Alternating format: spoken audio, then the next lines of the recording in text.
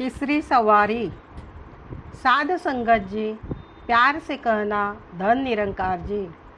साध संगत जी, प्रेम से बोलो धन निरंकार जी। जैसे अलग अलग दिखने वाले फूल एक गुलदस्ते में एक साथ रहते हैं तो बहुत ही सुंदर लगते हैं, जैसे कि लाल, हरे, पीले, नीले। ऐसे ही अलग अलग प्रांत और देश के लोग, चाहे वो महाराष्ट्र के हो, पंजाब के हो, या राजस्थान के हो, या फिर जर्मन या अफ्रीकन हो, सब में एक ही परमात्मा का अंश है। जब हम सबके परमात्मा का रूप सब में देखेंगे तो हम सब सुंदर नज़र आएंगे, फिर किसी से नफरत नहीं होगी। हम सब परमात्मा के एक ही गुलदस्ते के अलग अलग सुंदर फूल जैसे हैं।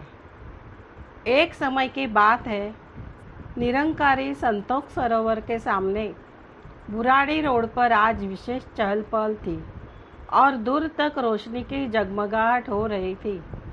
जनवरी का महीना और कड़ाके की ठंड और रात को 11 बजे का समय था। बादलों की गड़गड़ाहट और आकाश में बिजली की चमचमाहट से काली रात को नागिन की तरह और भी भयानक बना दिया था। ऐसे मौसम में सहस्त्रों की संख्या में संत अपने सद्गुरु का दर्शन करने दूर दूर से आए थे। विदेश की कल्याण यात्रा भारत लौटने पर आज उनका स्वागत समारोह विशाल समागम के रूप में मनाया गया था और भोग पड़ते पड़ते रात के 11 बजे थे। यकायक मौसम खराब हो गया और वर्षा भी शुरू हुई। जनकपुरी की बहन लाजवंती अपनी युवा पुत्री के साथ सड़क पर खड़ी थी, किसी वाहन की तलाश कर रही थी। जिस थ्री व्हीलर को वो हाथ देती वह रुकता ही नहीं था। सारी संगतें अपने अपने वाहनों से अपने घर लौट रही थी, लेकिन लाज को कोई वाहन नहीं मिल रहा था। सब चले गए और इस भयानक रात में दोनों माँ बेटी सड़क पर ही भीग रही थी। लाज के मन में विचार आ रहे थे कि मौसम भी खराब है और समय भी ठीक नहीं चल रहा है। समाचार पत्रों में दिल्ली की दुर्घटनाओं की खबरें रोज छपती रहती है। फिर एक थ्री व्हीलर को हाथ दिया, वह भी नहीं रुका। बेचारी कंटाल गई थी। उसने फिर भी विचार किया, आज तो सबकी छुट्टी थी, महीने का दूसरा शनिवार था, यह समागम दिन में भी हो सकता था। प्रबंधक यह भी नहीं सोचते कि संगतें कैसे आए और किस वक्त पहुंचेगी। दूसरा विचार उसके मन में आया, मैं लड़की को क्यों साथ लाई? अकेले ही आती तो अच्छा था, कोई डर तो न रहता। तभी एक थ्री व्हीलर उसके सामने आकर रुका, जिसमें दो सरदार जी आगे की सीट पर बैठे थे।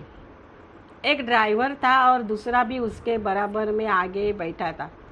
एक ने पूछा, कहाँ चलना है? बैठो। लाज डरते डरते बोली, जनकपुरी श्री C3 में जैन मंदिर के सामने जाना है। उसने कहा, बैठो, 30 रुपये पर सवारी लगेगा। लाज उसमें बैठना तो नहीं चाहती थी, किंतु करती भी क्या। बारिश और तेज हो गई बरसात में माँ बेटी उसमें बैठ गई और थ्री व्हीलर तेज रफ्तार से रिंग रोड पर दौड़ने लगा।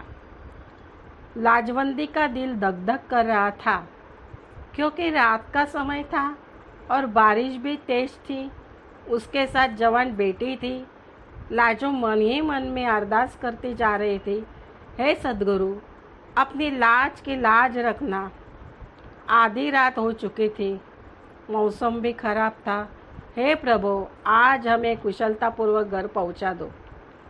अचानक स्कूटर रुककर चालक सरदार बोला, बहन जी उतरो, आपका घर आ गया। उतरकर लाज ने पर्स खोलकर 60 रुपये चालक को दे हाथ पर रखे तो वह क्रोध से बोला, 90 रुपये दो।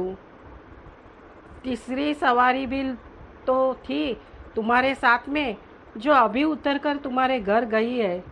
वह बोली, हम तो दो ही हैं। उसके पैसे कौन देगा? लाज उठकर बोली, बाकी पैसे घर में है, मैं लाकर देती हूँ। दोनों माँ बेटी घर में गई।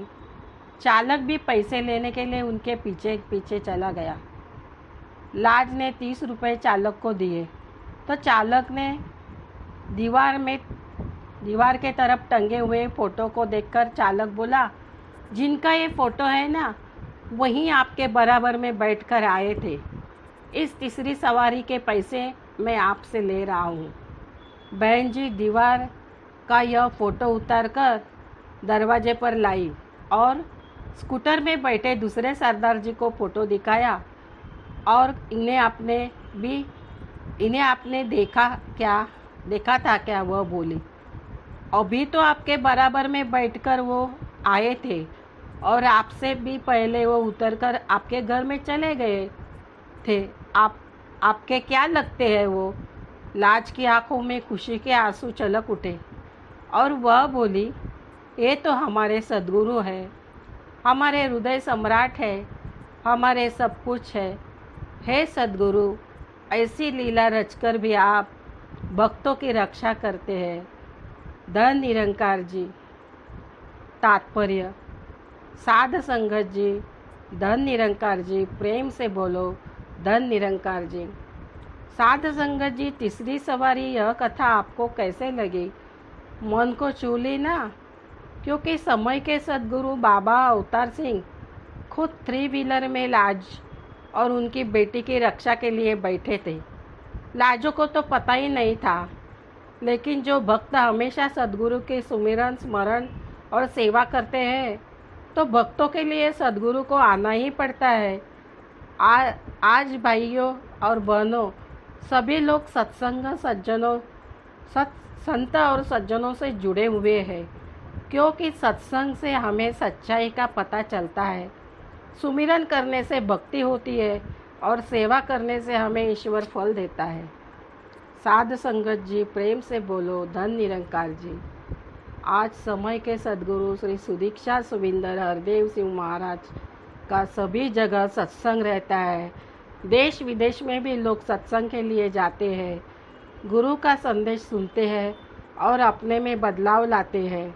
मैं इतना कहकर मेरी कथा पूरी करती हूँ। आपको मेरी कथा तीसरी सवारी कैसे लगी? लाइक और सब्सक्राइब करना, कमेंट में ज़रूर लिखो।